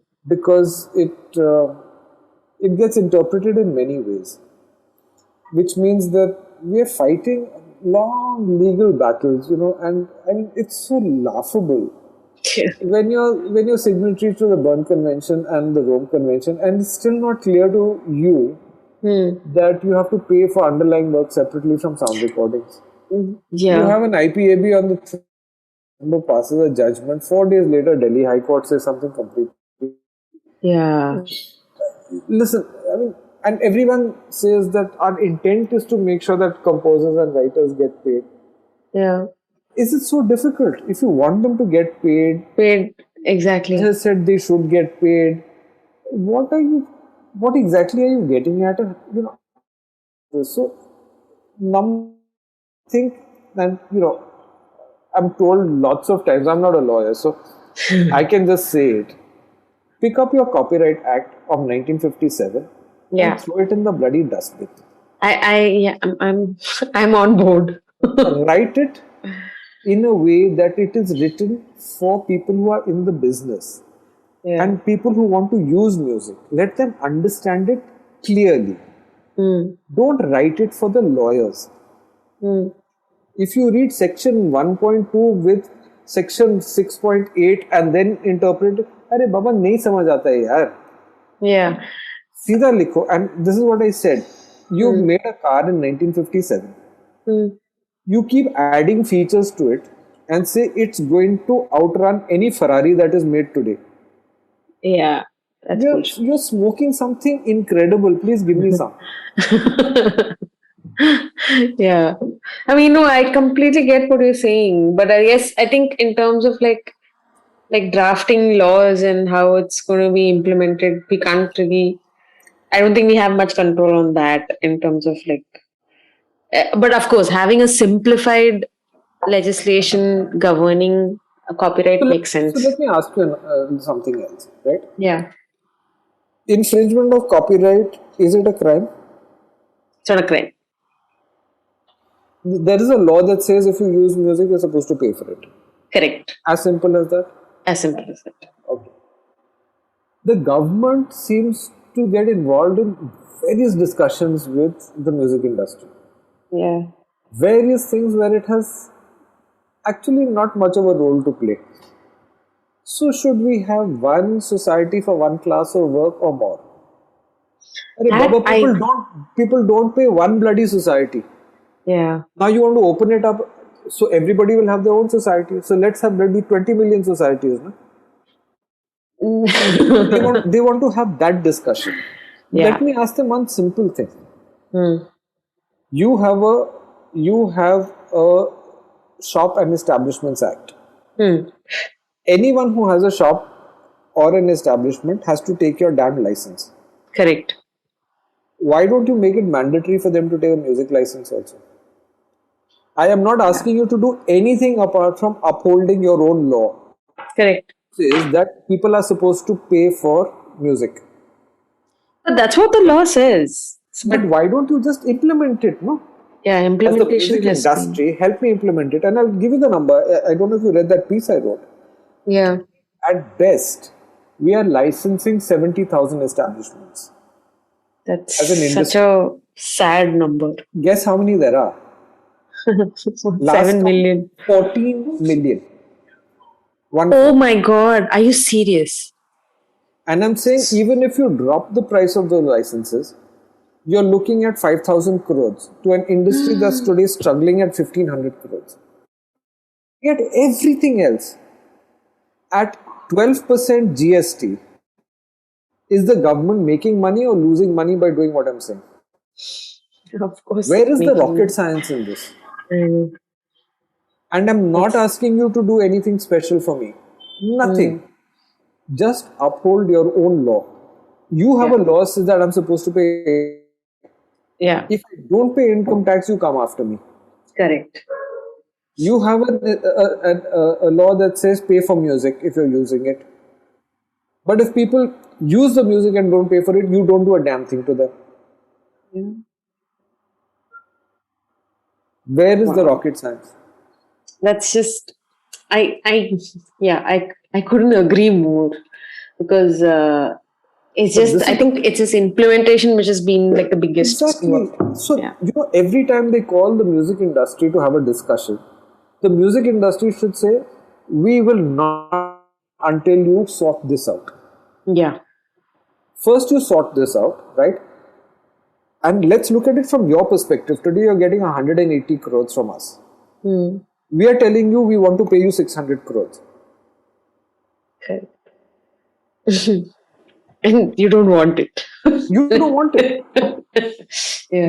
Let's have a debate. Let's talk to your favorite Arnab Goswami and get on to national television where you tell them, No, we thank don't you. want the music industry. Yeah. So, there are challenges that we face in the industry which has kept us in the same place. And I always say this, when I joined in 87, anecdotally, we were told that we were a 1,000 crore industry when the only format we were selling was cassettes. Yeah. We had nothing else selling. We had no money from PRS was pretty much non-existent. PPL, I think, didn't even exist. How can it be that 34 years ago we were 1,000 crores and today we're 1,500? Yeah, the math doesn't add up. Right? Read every FICCI M&E report that has come out over the years. In 2004, they said by 2007 it will be 1900 crores. In 2007, they said by 2013 it will be 1400 crores. They keep What? downgrading the. Yeah, it makes no sense. That's yeah, that really doesn't make any sense. So then that basically nobody has a clear picture of how this is going about, like how this is being implemented See, and how we can make money out of this. yeah, so the thing is, number one is you have to know where the money is. The Yeah. money is in public performance. Today, if IPRS is turning over 170 crores, right? See where the bulk of that is coming from. If Coming PPR from. is close to 200 crores, see where the bulk of that is coming from. If it's coming from public performance, see what you need to do to ramp up that public performance. And understand that licensing is very tedious because you have to have people feet on implementing, even with the digital era in, how many digital licenses are being issued. But if you're if your license for music, playing music as an establishment, is treated like an income tax return, Yeah. it's easy to do. Yeah. Actually, yes, that's so true. Like, you file like a quarterly thing of, okay, these are Exactly. the license you pay. Correct. Yeah, that just makes sense. So our infrastructure basically needs beefing up. And the laws Absolutely. need to be simplified. The laws need to be simplified. If I'm a user, it needs to be clear to me what I need to do. Yeah. If you're a copyright owner, it should be very clear as to what I'm getting. I mean, you screwed up so badly in the law when you said you will get an equal share of royalty. What does that even mean? How can a law tell you that the law never tells you a rate? The Income Tax Act does not give you a percentage of how much you're supposed to pay. How can the copyright law tell you that there has to be a 50% royalty? It's because your English is so bad. You turned equitable into equal. Equitable Yeah, means fair point. if we are a record label signing an artist, right? If tomorrow I'm signing an artist like The Weeknd, I might choose to pay him 25% royalty. If I'm signing Sandhya as a first-time artist, I might pay her 2.5% royalty. Yeah. But because she's starting out, she might feel 2.5% is equitable, it's fair. Because of the benefits she's going to get from being promoted and recorded by a major label. A major label. Right? We can might feel that 25% is equitable for him. You turn around and say, no, it has to be an equal share. Equal share of An equal what? share would mean, yeah, if sort of like, I know the law that way is a little, like, it's quite confusing when you say you have to like retain at least 50% of your publishing rights. That's what it says right now, that you're allowed to retain 50% of your publishing No, rights. it's a no. Assign the right. Ownership can be assigned. You can't assign the right to royalty. Correct. Okay. Now, what does that even mean? You can't assign. So, have you heard of a company called Primary Wave? Have you heard of a company called Hypnosis? Hypnosis, yeah. Have you Hypnosis, heard yeah. of Universal Music Publishing? How much did Yes. they pay Bob Dylan? To Some $400 $400 million million, yeah. to buy his rights to royalty. Yeah. So, are you saying that under the Indian law, suppose R.D. Burman's estate says we want to sell to Universal or we want to sell to Hypnosis, the law doesn't allow him to. Why? How can you stop that? Because it says that the right to royalty cannot be assigned. Only a copyright society can collect or the heirs can collect. Yeah, that is actually a big loophole. So that's what I'm saying. This law was written with the intent of poking a finger in the music label's eye. Yeah. कि ये music level बहुत हरामी लोग हैं, इनको सीधा करो. You didn't understand reason, logic, nothing. Whatever is applicable to composers and authors is also applicable to performers. Then you set up something called the Indian Singers Rights Association. I studied that Copyright Act a bit and I didn't find any rights for singers. I found a performer's right. Yeah. But a performer said singer, actor, juggler, musician, snake charmer. Acrobat So, also. Yeah. so how do we get an Indian Singers Rights Association? So does that mean Indian Choreographers Rights Association? No, so that's the problem, right? So since we have only one copyright society per category, so under performers' rights, only ISRA is there. So even if any of the other people or categories defined under the definition of performer want to have their own copyright society, they cannot. That's exactly my point. Yeah. So how do you create a performers' rights society with only 1% of the Category. performers getting the money? Makes no Yeah. sense at all. Doesn't make any sense. But That's why true. did you do it? Because you must teach these music labels a lesson. And also, This is it's what the government is involved with. You see, this is the problem. yeah, and that's also like power play, right? Because I mean, when you're Absolutely. looking at the society is comprised of people who are large popular singers versus sessions musicians who are not the kind of celebrities that you see in a like in singers. So they don't have their own copyright society because they're not like wielding that kind of power. So it's a question of recognition. So this happened in the West also. So I mean, just for you to know, the PPL in the UK used to collect money from establishments and pay 100% to the record labels.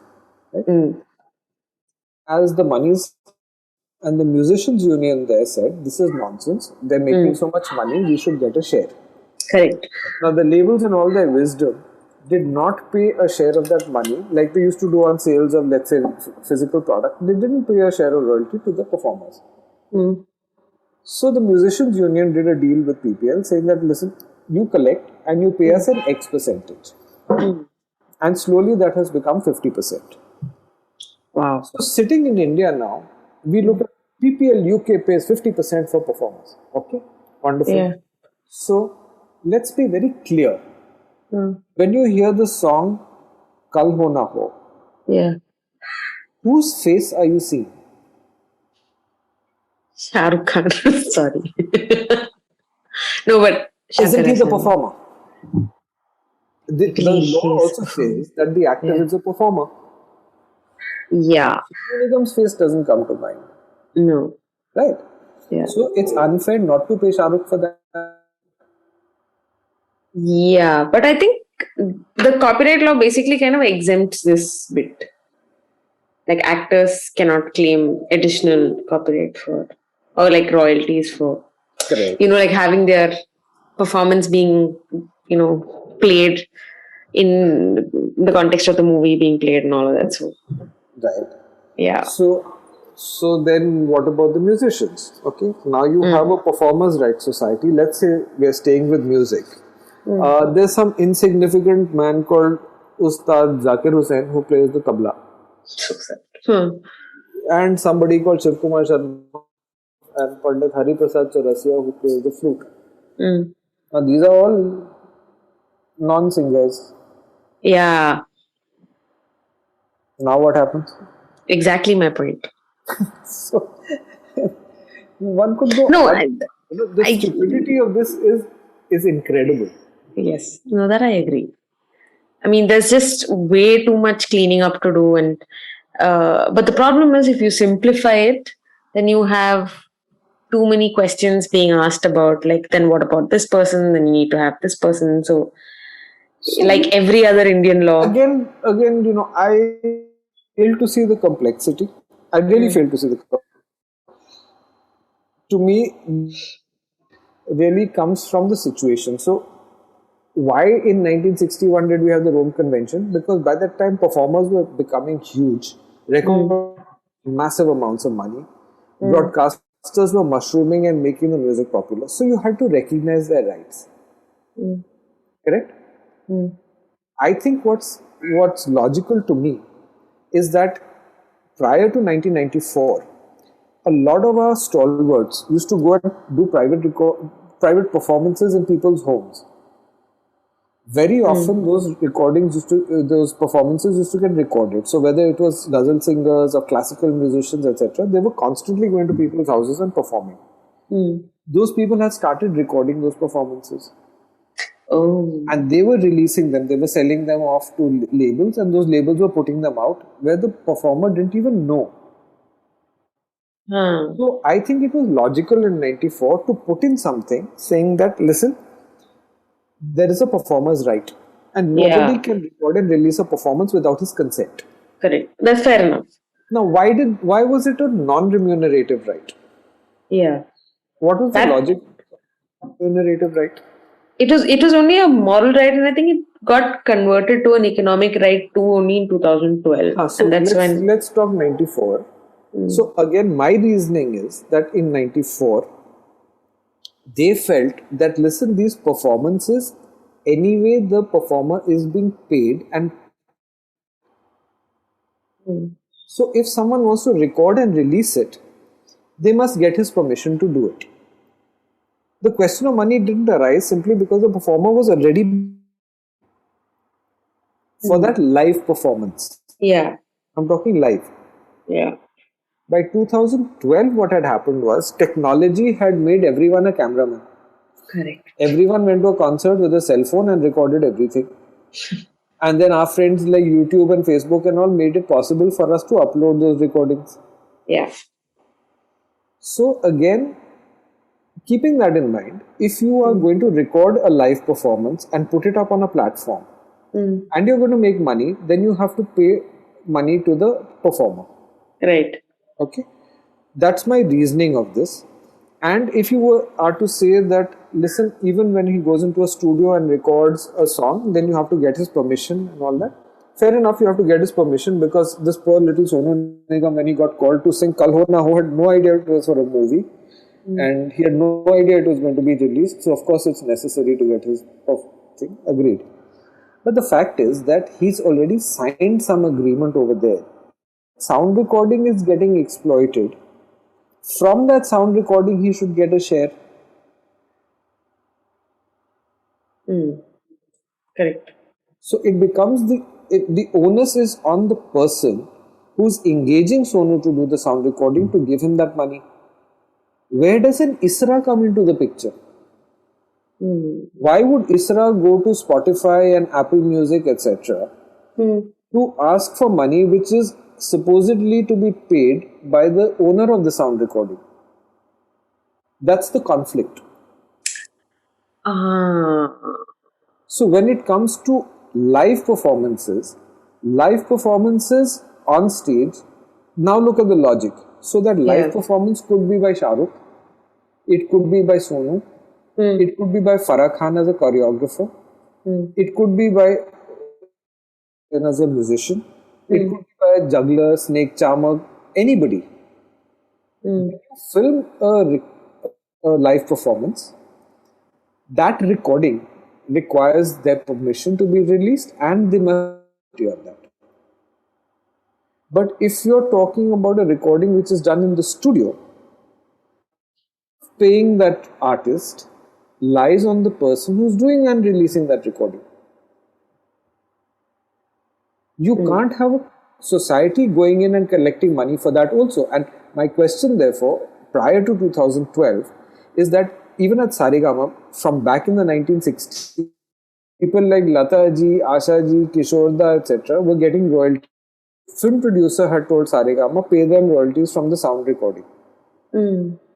So they will get royalties from the sound recording through Saregama. Mm. And for the same recordings being streamed on Spotify and Apple, they will also get money from Spotify and Apple. Huh.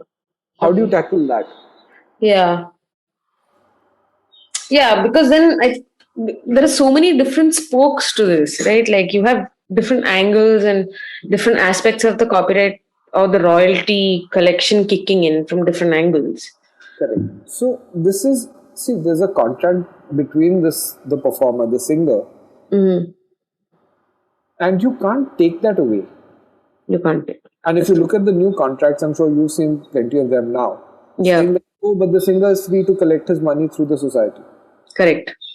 So that means the guy who's making the recording, he's free of all responsibility towards the singer. Yeah, It sounds that's odd. that's Maybe I'm old school. actually It sounds odd. no. I understand where you're coming from, But I'm also thinking of it in terms of practicality, like who else do you can't really, like, as a copyright society, it's not like you can approach individual people, right? You will have to like kind of have these aggregators like a Spotify or a YouTube who you kind of approach. And then, but then, yeah, technically they are not the ones who own the content. See, It's the people who are uploading they it don't who own the own the content. recording. They don't. The money is already being collected by the labels. Mm. They just have to pay out a share of that. And they already have contracts in place for that in many cases. Mm. So don't confuse the issue. Now let's go back to my favorite restaurant in Vile Parle, which is called Mm. Gajali. Oh, I love it. Gajali has a business where he sells Gomantak food. Yeah, amazing While stuff. he's selling Gomantak food, somebody comes from IPRS and says, music baja rahe ho." He pays. Then someone comes from PPL and says, "Tum music baja rahe ho." He pays. Then someone Mm. comes from Novex and says, tum music baja rahe ho." He pays. Then someone says, My SRA.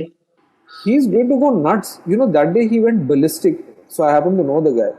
Oh, He went ballistic. He said, "What is with you music guys?" He says, "I am shutting down music. I don't want to play music. It has nothing to do with my business." mm. He says, "तुम चार चार पांच पांच लोग आते हो पैसा लेने के लिए." Actually, that should be incorporated as a part of like setting up a business. Like how you, like exactly like what you mentioned about a Shops and Establishments Act. You just get like a license from one body, like a Therefore, I single had window also kind of thing. correct. So I had also said, let's make it a single window. See, the consumer, the user, Mm. is not bothered. He doesn't Yeah. care whether the composer's getting the money or the label's getting the money or who's getting the money. He just wants to know what is my payout. I am paying out $100. Fine. I understand it. I'll write it into my business. $100 I'll pay. After that, you split it the way you want to. No? Why are you coming to me and saying, "Acha, give 2 rupees to Rakesh Roshan, give 5 rupees to this one, give 3 rupees to that one"? It's not my job. My job is to sell Gomantak food. Yeah. Yeah. Mm. So therefore, the industry needs to organize itself That's and true. take this into account. Yeah. And you have to come to agreements with each other, saying that, listen, out of $100. So I've had this discussion with our fraternity many times, right? From the table and the thing. So, okay, you're saying 12% to 15% of every 100 rupees earned Mm. go to the publishing. Mm. Okay? Yeah. Let's say bacha 88%. Mm. Now, if you were to go by equal share of revenue between assigner and assignee or whatever, Mm. that would mean the singer's getting 44 rupees and the music label getting 44 rupees. Mm. Mm. If you were to take an equal share. Yeah. So that means if T Series were to invest 10 crores in a soundtrack tomorrow, Mm. for every 10 crores that he earns, he has to pay 5 crores out. Composer writer and the singers. The singers who've come in and, let's say, in 15-20 minutes sung up one song. Yeah. For doing that, they're going to get 5 crores. Mm. Okay.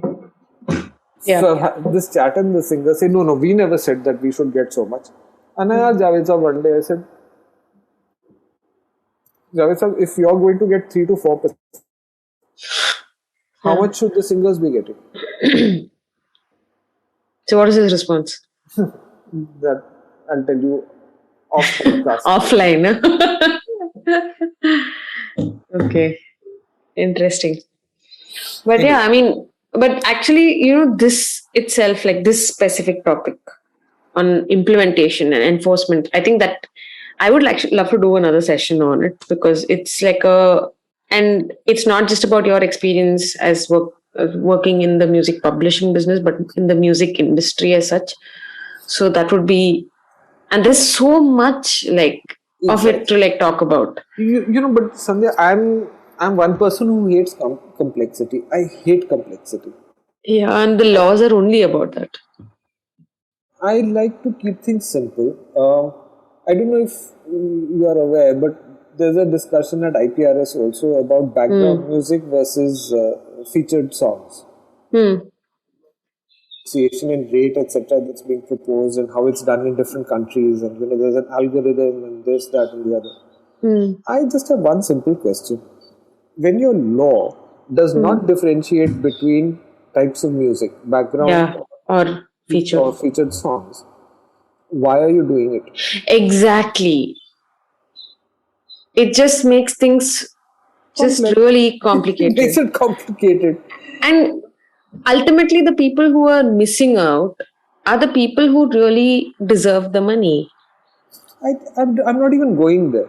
Yeah. So I'm not even going there. I'm just saying when the law doesn't distinguish, why are you distinguishing? Yeah. Fair So enough. in the past, IPRS was supposed to be run by a boys' club and a coterie and a this that. What are you doing now? So बात तो वही बनी ना. Yeah. नहीं इसको ऐसा करते हैं क्यों करते हैं भाई जब लॉ ने नहीं बोला है Mm. why are you doing it why are you letting people point fingers at you when you're doing such a good job in getting licensing done? You've got T series to join. There are so many good things that you're doing, Mm. but every time you do something like this, Yeah. it just kind of negates so much good.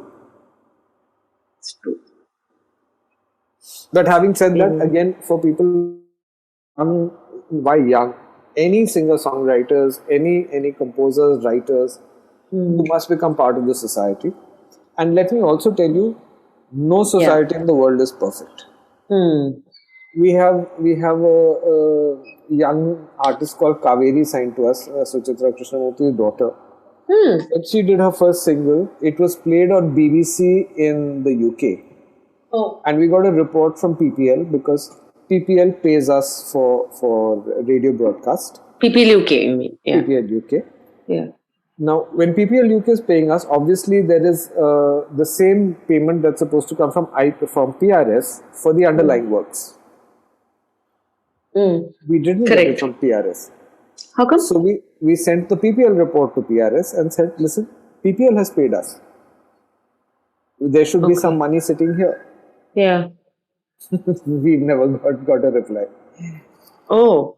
Okay. So don't think that any society in the Any world societies. is perfect. There are imperfections, learn to live with them. Mm. And the second thing is write hit songs. How do you do that? Without a hit song, you have to keep at it. Okay, so the hows and wheres and whys of creating hit songs is a separate conversation. Yeah. If you are looking at the music publishing business, Yeah. please understand publishing can't do anything for you if you don't have successful music. Mm. Fair enough. So, but what would your advice be to like an upcoming musician, or maybe not forget upcoming musicians who have not like extremely big following, but have like a decent following, and does it make sense for them to sign up with a publisher? That's like something which I think Like they I all said, want to know. I think everybody needs to sign with a publisher, and I'm not a great believer because I guess of being a certain age and being skeptical by nature.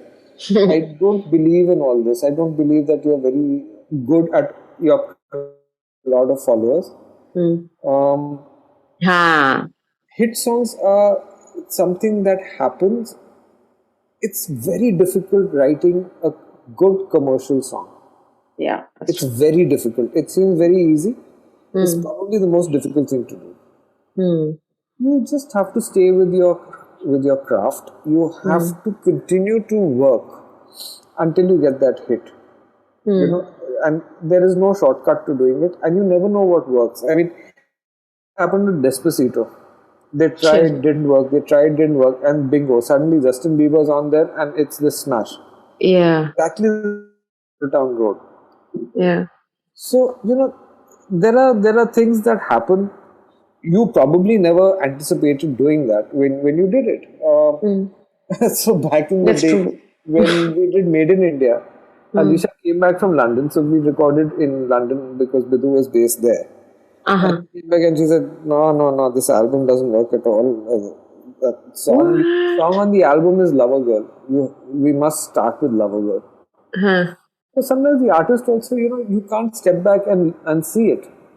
But Yeah. you know, don't. I would say don't get disappointed. Yeah. Things happen. Mm. Like I said, with Thanda Thanda Pani, we thought Thanda Thanda Pani was the song. Someone came in and told us, no, Dil Dhadke is the song. Yeah. Baba and Charles thought that Maharaja was the song. I came in and said, no, Dil Dhadke is the song. So And all of them worked in different ways, no? exactly, so things happen. Yeah. And number one is, I think, now when we're talking about music and success with music, I think Mm. one thing you have to have is a good producer. So even if you're a singer Yes. songwriter, Yeah. producers make a huge difference. Um, Yeah. and I was fortunate enough to be standing once with Steve Lillywhite. So Steve Lillywhite is a man who's produced people from Rod Stewart to the Rolling Stones to Wow. Yeah. he's U2. U2 doesn't move a muscle. Yeah. In fact, his Without last them. Yeah. two album is produced by him. Mm. Um, so we were standing in Hard Rock Cafe, and there was Mm. some evening of Australian bands playing, etc. One of these conferences. Mm-hmm. Uh, there was a band which was not bad, and Steve was with me, and I just said that this sounds like a great idea of a song. I don't know if it's already a song for them to be performing it. And Mm. he just sat there, he analyzed that song so beautifully. And he said, this part needs to go, this part needs to stay, this is what they should have added. People with experience, they just know what to do with a song. So Mm. the importance of producers cannot be highlighted too much. I think they're absolute geniuses, Mm. and artists, especially young artists, must work with producers. Someone Yeah. who will give you objectivity to the music, Mm. and then you need to have horrible people like me somewhere in your life who turn around and say, "This doesn't work." Yeah. No, but that's your reality check. You do need that.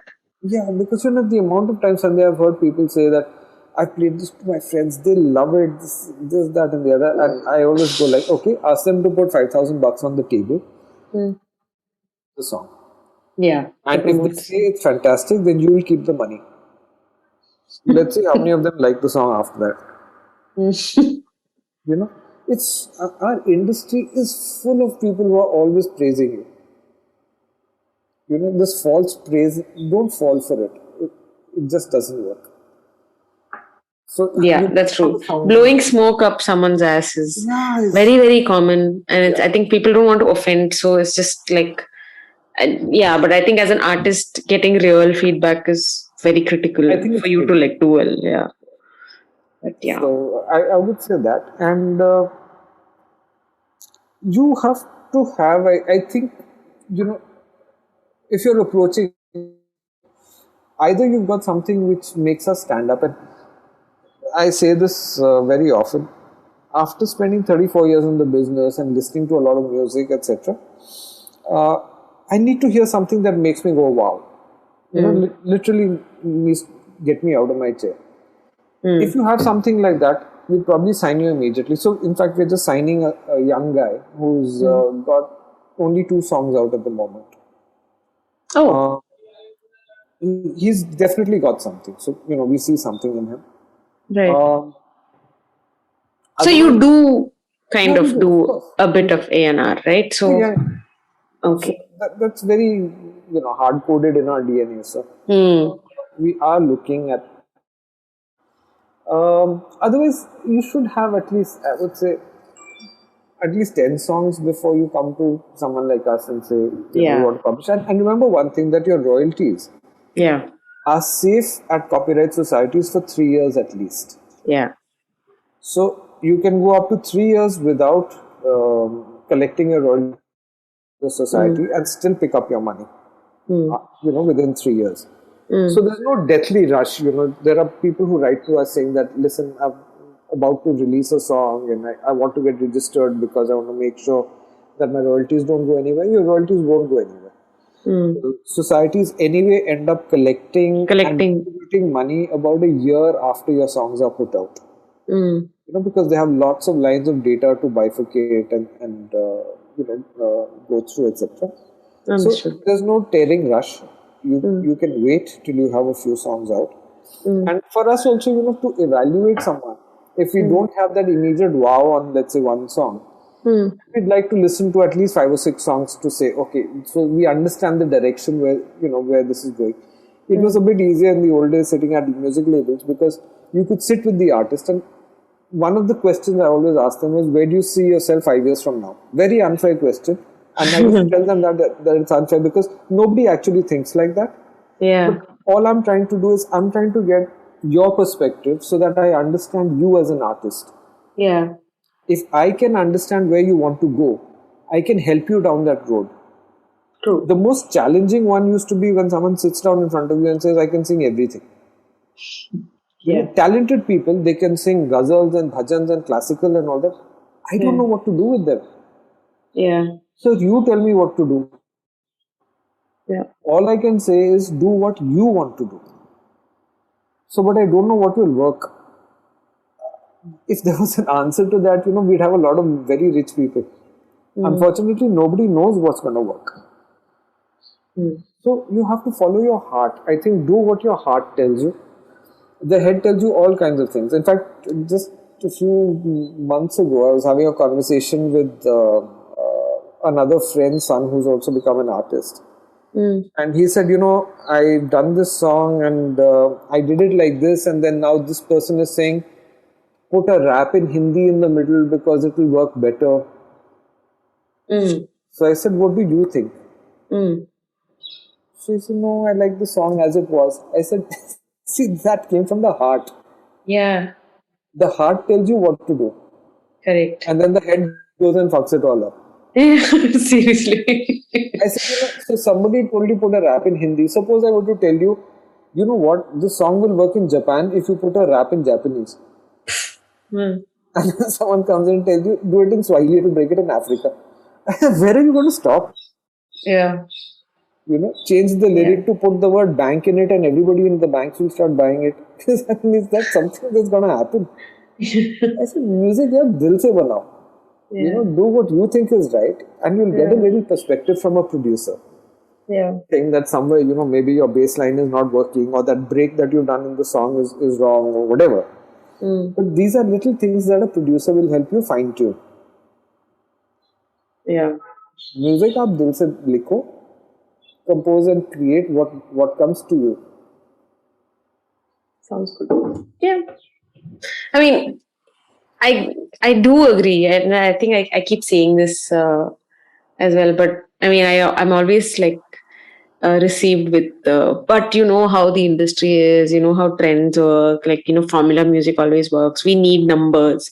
I guess it's like a double-edged sword, right? So it's finding that balance between. Actually, it's not, because see, if you look at a trend and you follow a trend, you're always going to be a follower.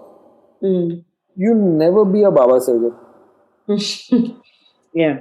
When we did, like I said, the orchestra playing Qawwalis, how do you ever innovate if you're going to play follow the leader? That's true. How are you going to become the first person to do Trendsetter. something? How are you going to become Thomas Edison? Nobody invented the light bulb. How the hell are you going to invent the light bulb? So I don't believe you should follow trends, and I think that's a huge issue with the kind of music we're listening to today. So at some point of time, when we had the top 4 or 5 playback singers ruling, everyone wanted to sing like Kishorda and Rafi, especially after they passed away.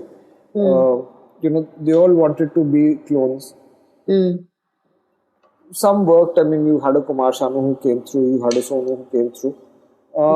But you didn't have you know, so many new originals coming out. Yeah. The problem I see today is so many people wanting to be Arijit. Yeah. In the style of composition of the music, and Abhijit Singing kind of, also. yeah. So that's it, it is an issue. Yeah. So I think originality, be yourself. Try and create something which is unique to yourself. Don't worry about trend. Yeah. And that's solid advice because, you've been in the industry, you've seen this drill, and you've seen it all evolve and fall crashing and then come back up. So that's real solid advice. And I think Yeah, everyone I mean, if you, should really pay attention to that. yeah, I mean, if you're unique, you're unique. I mean, let's go back to Baba Sahib. He had his day in the mid 90s. Mm. He vanished. Mm. He re-emerged in Telugu. Huh? Huge star in the Telugu music industry. Oh, Not a single Pawan Kalyan film happens without him singing at least one song. This is now a requirement. really? Doing Telugu shows, Telugu music shows. He's a Sardar. He thinks in Punjabi. Okay. He's doing Telugu shows. He's branched out into Tamil. He's had some 40 or 50 hits in Tamil. Playback. When is this? Is like recently? Now. So from 2000, I would say 12 onwards or so. And then in 2015, he discovered YouTube. Yeah. He's one guy who's not spent 1 rupee on buying anything on YouTube. Most of his songs, at least for a while, they had anywhere between 300,000 to 500,000 views. I went to a concert of his in the year that he played NH7. So he was opening for Nuclear. At Blue Frog they used to do after NH7. So he was doing an opening set for Nuclear. So the crowd there was for Nuclear, not for Baba Sahib. It was shocking, Sandhya. This guy went on stage with his backing tracks, the mic, and whatever he sang from Thanda Thanda Pani and Dil Dhadke. The latest song at that time, which was, he has songs called Chicken Fried Rice, Going to the Gym, Aloo Ka Paratha. Yeah. The crowd, he would sing one line and put the mic down into the crowd. They would sing every lyric.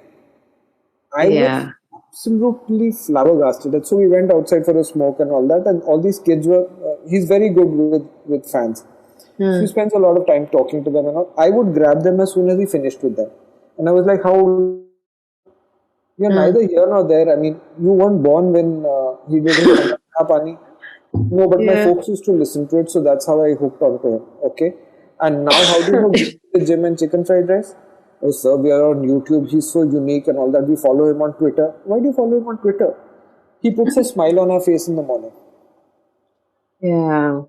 He's unique. He's genuinely unique. He's 56 now.